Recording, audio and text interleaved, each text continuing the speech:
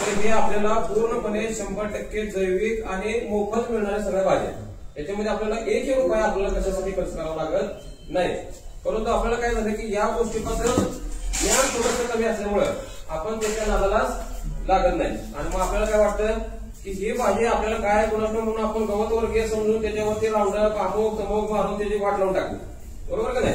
आपल्या शेतामध्ये तण देई धन आपण एका बाजूला म्हणतो, दुसऱ्या बाजूला आपण याचा वापर काहीच करत नाही. तर खरं असते जर आपण याचा विचार केला तर प्रत्येक भाजीचं महत्व जवळपास आपल्या ह्याच्यामध्ये आहारामध्ये जर का या 25 भाज्याच्या आता एक त्याचं बुकलेट सुद्धा बनवलेलं आहे. आणि ते जर का तुम्ही प्रत्येकाला जर का व्यवस्थित जर वाचन केलं ते प्रत्येक या गोष्टीचं महत्व तुम्हाला समजून घेता येईल की त्याच्यामध्ये जे आपल्या आरोग्यासाठी फार महत्वाचं आहेतच, परंतु आपल्या म्हणजे जी शारीरिक जी इम्युनिटी आहे म्हणजे ज्याला आपण प्रतिकार क्षमता म्हणतो तर ती वाढवण्यासाठी ह्या भाज्यांचं महत्व फार महत्वाचं आहे. परंतु आपण काय होतं की ही भाजी खातच नाही. आपलं औषध म्हणजे काय तर जायचं मेडिकल मधनं आपल्याला कुठला आजार झाला की लगेच गोळी आणायची. परंतु जर का हे तुम्ही आहारात वापरायला सुरू केला आता तर ह्याच्यामध्ये काय आहे की प्रत्येक भाजीचा तुम्ही सगळ्यात डीपमध्ये आला नाही कारण बराच वेळ जाईल, परंतु प्रत्येक भाजी जर का तुम्ही समजून घेतलं आणि ती एकामेकावरती लाईफ सायकल म्हणजे अवलंबून आहे. आता जर का तुमची घोळची भाजी जर का तुमच्या मक्यासारख्या पिकात असेल, लष्कराळीचं सगळ्यात आवडतं त्या ठिकाणी त्याचं खाते म्हणजे लष्कराळीला आवडतंय त्याच्यामध्ये कारण का की त्याच्यामध्ये सुक्रोज किंवा जे गोडवाच आहे तो त्याच्यात चांगला आहे. आणि त्याच्यामुळे काय होतं की जर का तुमच्याकडे आवर्जून मक्याच्या पिकामध्ये जर का ही भाजी असेल तर तुम्ही अजिबात उठू नका. त्याच्यामध्ये त्यांना खायला त्याच्यामध्ये राहू द्या जेणेकरून ती त्याच्यामध्ये खायला लागली तर तुमच्या मुख्य पिकामध्ये त्याचा शिरकाव होणार नाही, तुमच्या पिकाचं नुकसान होणार नाही. म्हणजे एका दृष्टिकोनातून जे आपले भाजी शेतात असेल तर त्याचा नैसर्गिक आपल्याला किडीपासून संरक्षण मिळण्यासाठी सुद्धा फायदा आहे. आणि ती जर का आपण आपल्या आहारामध्ये काका सांगतो ते आपण केलं मूग किंवा आपल्याला त्या ठिकाणी किडनी स्टोन असेल तर त्यासाठी सुद्धा तुम्हाला मदत होणार. त्यानंतर आता ह्याच्यामध्ये हरळे नाहीये पण जर तुम्ही हरळे जर का तुम्ही त्या ठिकाणी एकदम लुसलुशीत हरळे जे आपण याला मारतो गणपतीसाठी आपण जे त्या ठिकाणी दुर्वा म्हणतो आपण ते जर का आपण त्या ठिकाणी काढल्या आणि त्याच्यामध्ये थोडंसं बारीक बारीक तुकडे करून घेतलं किंवा मिक्सरच्या किंवा जर का वरवट्यावरती तुम्ही जर का ते बारीक चिरून घेतलं त्यातला एक साधारणतः कपभर रस जर काढला आणि तो रस जर का तुम्ही सकाळी सकाळी जर का अनुषंग पोटी जर केला तर तुमच्या शरीरामध्ये असणारी उष्णता पूर्णपणे कमी करण्यामध्ये नैसर्गिकरित्या मदत होते. तुम्ही कमीत कमी 21 दिवसामध्ये 2 वेळा तुम्ही हा प्रयोग करून बघा. तुमच्या शरीरामध्ये असणारी उष्णता तुम्हाला स्वतःला कमी जाणवलं किंवा ह्याच्यामध्ये तुमचं टेम्परेचर शरीराचं मेंटेन व्हायला लागलेलं आहे. त्याच्यानंतर तुम्हाला जळवास व्हायला लागलेला आहे. हातामध्ये ह्याच्यामध्ये सारखी निघून जातो बघा. त्याच्यामध्ये बऱ्याच वेळा असं होतं की तुम्हाला 10 झाल्यासारखं जाणवतो, कसं तरी झाल्यासारखं जाणवतं. हे सगळं नैसर्गिक त्या ठिकाणी होऊ शकतं.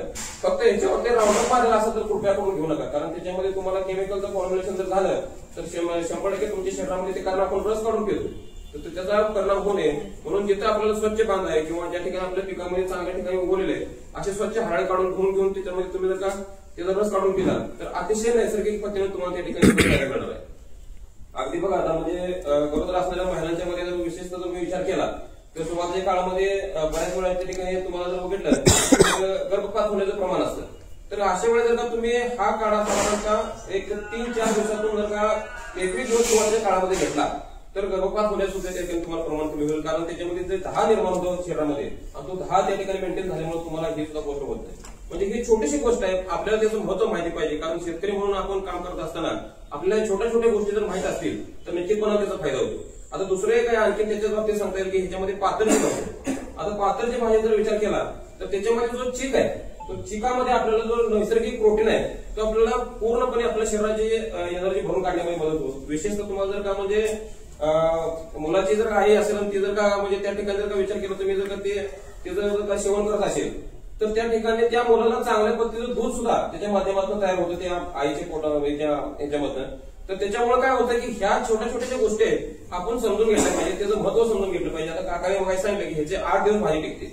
अशी कुठली भाजी सांगा आज आपल्याकडे तुम्ही दुसऱ्या दिवशी तुम्हाला फेकून लागते म्हणजे त्याच्यामध्ये 24 तासाच्या पुढे कुठल्या याच्यामध्ये गुणधर्म राहत नाही. तर अशा भाज्या आपल्या आहारामध्ये असायला पाहिजे. त्याच्यानंतर विशेषतः सांगता येईल की तुम्हाला आता इथं सराट्याची मग अशी काका सांगतो त्याच्यामध्ये मुळखडे असेल पण त्याच्याबरोबर अजून एक त्याच्यामध्ये विशेष महत्वाची गोष्ट आहे की आज बऱ्यापैकी बघतोय की आपण प्रत्येक कुटुंबामध्ये आपल्याला हा पुढच्या काळामध्ये तो परिणाम बघायला मिळणार आहे तो म्हणजे कॅन्सर. तर कॅन्सर सारख्या धुरंधर आजारावरती आपल्याला जर का मात करायची असेल तर आपल्या शरीरामध्ये तसे काय घटक पाहिजे की त्याच्यामधनं आपल्याला तुमच्या कॅन्सरच्या गाठीच शरीरामध्ये तयार होणार नाही. कॅन्सर म्हणजे दुसरं काही नाही तर मराठीमध्ये कर्करोग म्हटलं जातं. कर्करोग म्हणजे काय की आपल्या शरीरामध्ये एक थोड्याशा गाठी होत जातात. त्याच्यामध्ये तुमच्याकडे एक्सेस झालेला जे काय की त्याच्यामध्ये रक्ताच्या ज्या पेशी तयार होतात त्या पेशीच्या थोड्या थोड्या शरीरामध्ये गाठी तयार होतात त्याचे ब्लॉकेज त्या याच्यामध्ये तयार व्हायचं होतं.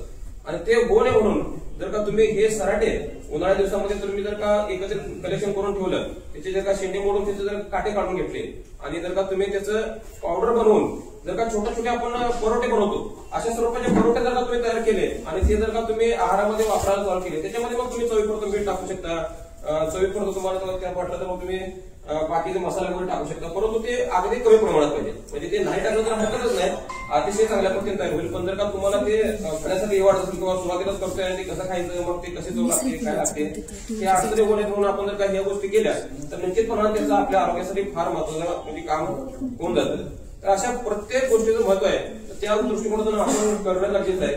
बहुतांश वेळा काय होतं की आपण फक्त ऐकतो, बोलतो आणि सोडून देतो. म्हणजे तेवढा पुरतं न करता आपण आहारामध्ये एक दिवस ठरवूया की बाबा चला आता पुढच्या बुधवारी मी पात्राची भाजी खाणार, येणाऱ्या शुक्रवारी मी भोळची भाजी खाणार, त्याच्या पुढच्या बुधवारी मी शेवग्याची भाजी खाणार. म्हणजे त्यामुळे काय होईल की कॅल्शियम, फेरस, मेटाबोलियम, मॅग्नेशियम, फेरस, आयर्न ह्या ज्या शरीरासाठी लागणारे जे काय घटक आहेत ते नैसर्गिकरित्या तुम्हाला त्या ठिकाणी उपलब्ध होते आणि त्याच्यामुळे आपल्या शरीराची जी जडणघडण करण्यामध्ये त्या ज्या सगळ्या बहुतेक गोष्टीचा तुम्हाला चांगला फायदा होताना बघायला मिळेल.